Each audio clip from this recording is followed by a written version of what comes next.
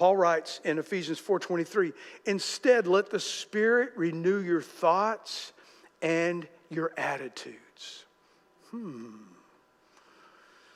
Have you ever noticed how you can be driving down the highway and you're just happy as all get out, and all of a sudden some jerk does something and it just changes up your whole day, right? I mean, that's a quick decision from a habit, and you make that. But if you're in the Spirit and you're hanging with the Spirit, I'm not saying you're not going to jump there because that's habit, but what's going to happen is if you get used to focusing on what Jesus would do and being in the Spirit, then what happens is when that happens, you'll feel the Spirit go, dude, what you just said was wrong. I'm not sure if Jesus said dude, so I'm paraphrasing what he says, but that's what happens when you get used to it. Now, don't do like the guy I saw driving down I-20 one time. I was going to Dallas Baptist University. I'm driving down I-20, and I see one of our professors from DBU driving down the road. This is no lie. He's got his eyes closed and his arms up in the air.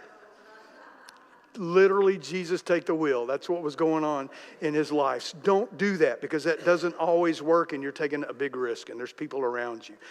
He says, put on your new nature. Where's the new nature come from?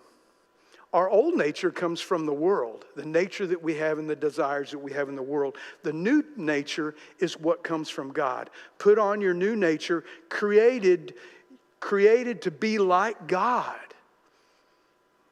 What do you mean, like God? Yeah, like God. I'm not talking about all-powerful, all-knowing, all-everywhere. That God, he gives us righteous and holy. Jesus makes us righteous, and we decide to live the holy life. What's the holy life mean? I'm available. God, I'm going to do what you want. You wake up tomorrow morning, you get ready to go to work. You go, okay, God, I'm going to work today and I'm going to honor you. Would you show me somebody at work today that I need to bless? Would you give me an idea on what I can do to encourage my boss? Can you give me the peace when I'm trying to get caught up or somebody else is being a pain in the rear? Would you give me the peace to be able to be who I need to be with those people?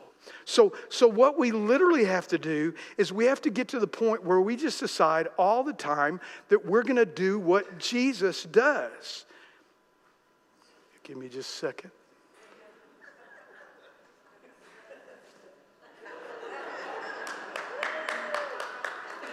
We have to live a life of what Jesus would do. I'm going to read you a few lines from the Beatitudes. You know what the Beatitudes are? It's from the Sermon on the Mount, and they're the Beatitudes. It's Jesus going, you got to be this attitude. Okay?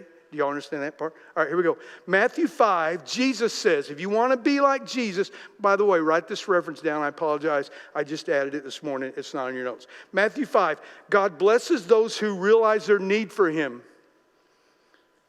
Do you know God says, if you will sincerely seek me, you will find me. And he's not talking just to the lost there. He's talking about the believer who's just kind of forgot that he's there. You're at work, you're struggling, you're whining, you're doing whatever to try to take care of what you're doing. God blesses those who realize they need him, for theirs is the kingdom of heaven. God blesses those who are humble, for they will inherit the whole earth. God blesses those who hunger and thirst for justice, for they will be satisfied. God blesses those who are merciful, for they will be shown mercy. God blesses those whose hearts are pure, for they will see God.